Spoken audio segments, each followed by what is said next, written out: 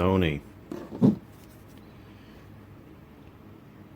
ICD PX370 voice recorder.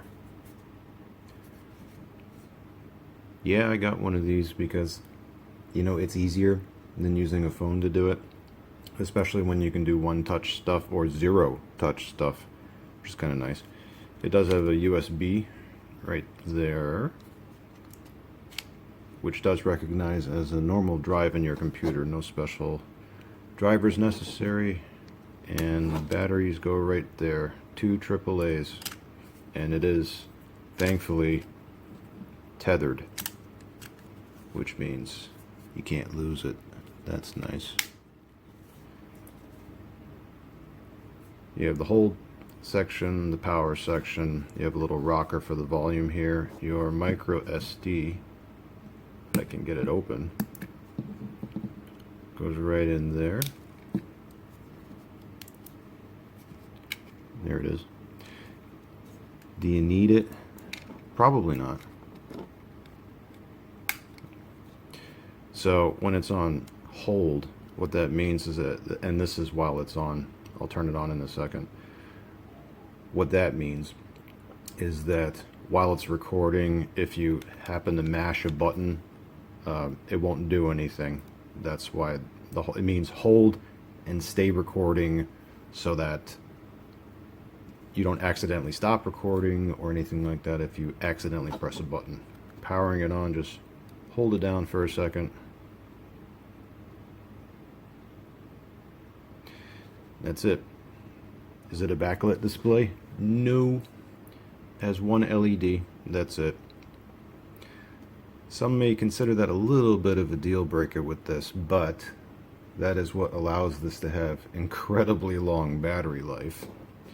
So, yeah, let's just go around and see what we got here. Stop, record, pause, back home, time mark, option.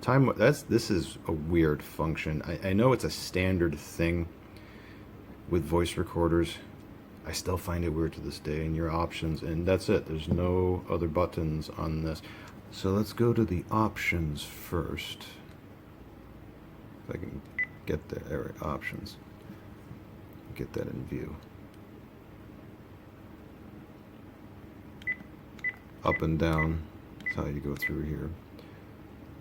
So I'll just get to the main features of what most people would use this for, just to get yourself up and running.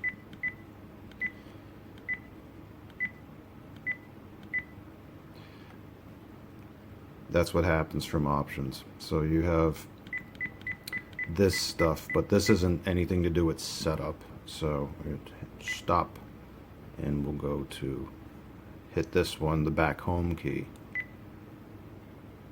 and hit it again. Okay, so I hit that twice, and then settings right there. I pressed right to go there. Common settings.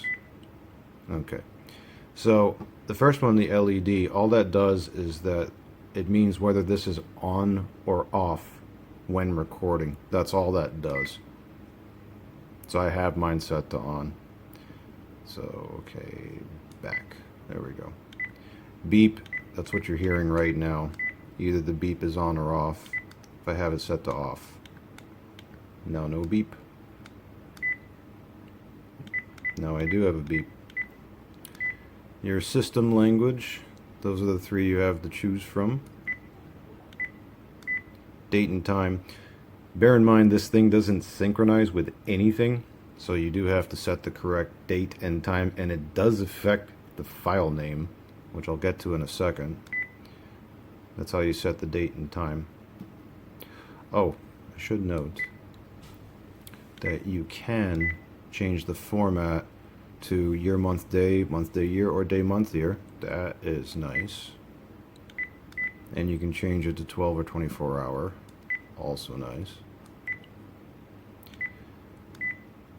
I have the auto power off on this one set to 10 minutes. That, I think it comes by default to do that. So what I could do is just leave it when not recording, and then it will automatically shut off itself. That's good. which means it will not shut itself off automatically when recording unless the batteries are about to die on it. And it'll give you a warning for that. Reset format. This is actually good because this is where you format your SD card. So if you put in a brand new 32 gig SD card, that is where you format it. Excuse me. If you want to format the whole thing, the internal memory, you would do it from here. Reset all settings. I wouldn't touch that unless you absolutely have to do it for some reason, because then you have to reset the date again. Back.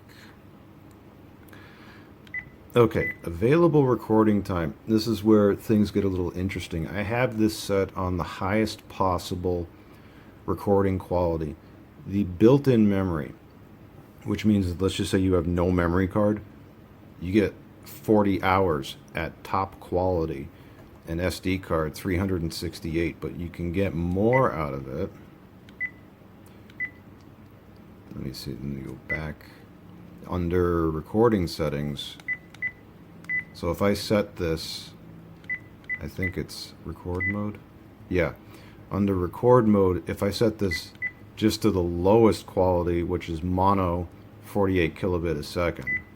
All right, let's do that. Now let's go to common settings. Was it here? Yeah. Now watch. Now I have in the built-in memory 162 hours and 1,473 hours on the SD card. So, but even if you have no and it shows you the quality right here. So if you want to maximize, I want the most recording time, just set it to mono 48, which still sounds fairly decent, and you can get 162 hours out of the internal and almost 1,500 hours out of the SD. That's good. But let's go back. I'm going to set that back to highest quality. Okay. See if there's anything under common I want to show here. Okay. All I've got here is just system information. I looked up to see if there was another firmware version. No, it's still at version 1, so that's fine. See if there's anything under playback setting. Nope, not really. I'm not going to cover everything to do with this, like I said. I'm just going to cover enough to get you up and running here. You do have a headphone out jack and a microphone jack here. Yeah, it's true. Now under recorded files, this is where I can go to folders and I can choose my built-in memory, which I have nothing right now. Go back. Or the SD, where I do have recordings here, and you'll see, notice that the file names are directly affected by the date. It's essentially the date and the time. I think that's what it is. Yeah.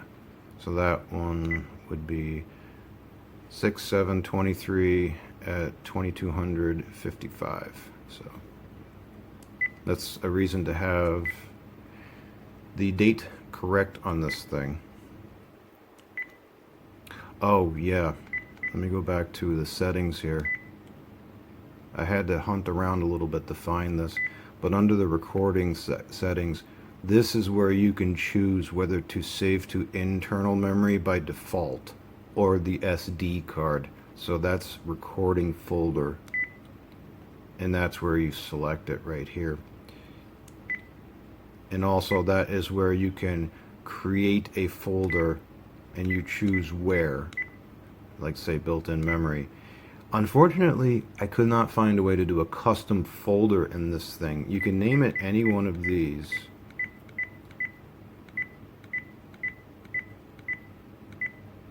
Or just folder or radio. If you already have one called folder, then what will occur is that it will call the default one. Let me go back here.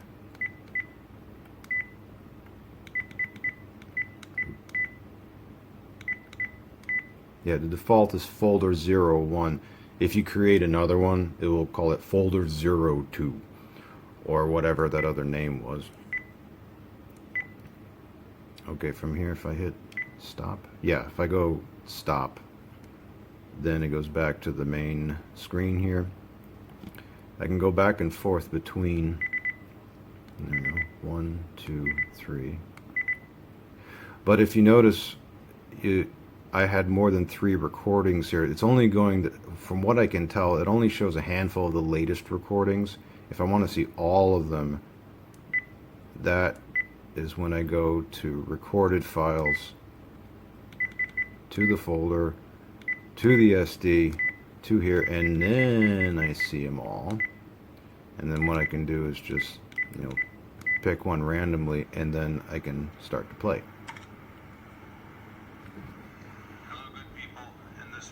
I'll stop there, and this is where I can adjust the volume. You can get it pretty loud, actually. Okay, that was way too loud. Sorry about that.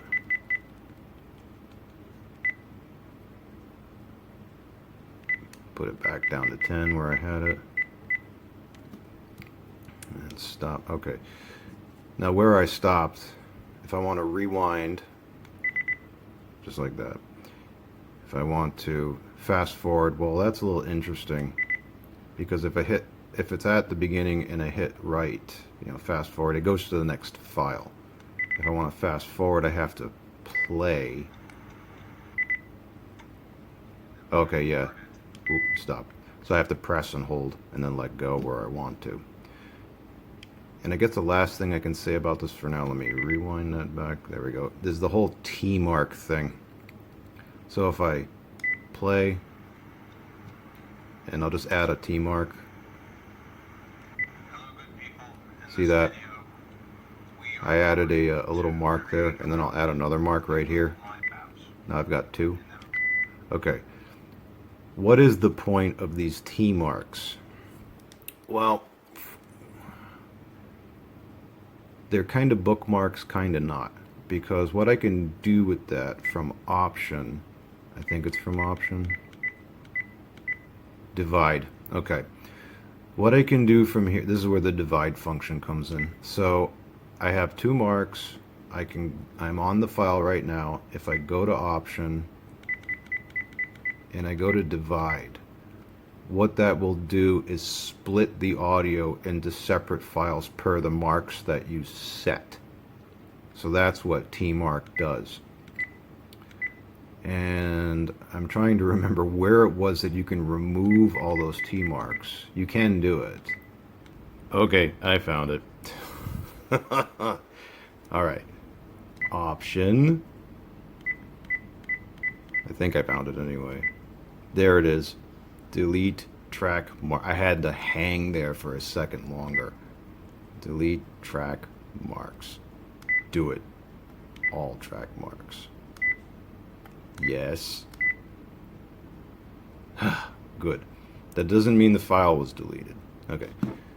A little bit of a learning curve with this thing, but you get to record a monster amount of audio. You can plug headphones into it. You can connect a microphone to it. It is easy enough to transfer the MP. It's always MP3. You can transfer the MP3 files over to your computer. Easy enough to do. And light as a feather. You got the little where is it? Oh yeah, there it is. You can put a little lanyard on it if you want to. Also nice. Certainly loud enough. And yeah, it will shows the battery life right there, by the way. So if you need to, well, you don't need to. It will warn you if the battery's getting low. I do recommend leaving the auto shut off enabled, because yeah, otherwise could result in a bad situation with the batteries leaking. But that shouldn't be, you shouldn't have to do that, because this thing more or less operates like almost like a Casio watch does. Very basic display, very basic functionality. It's cool. I'm glad I have it.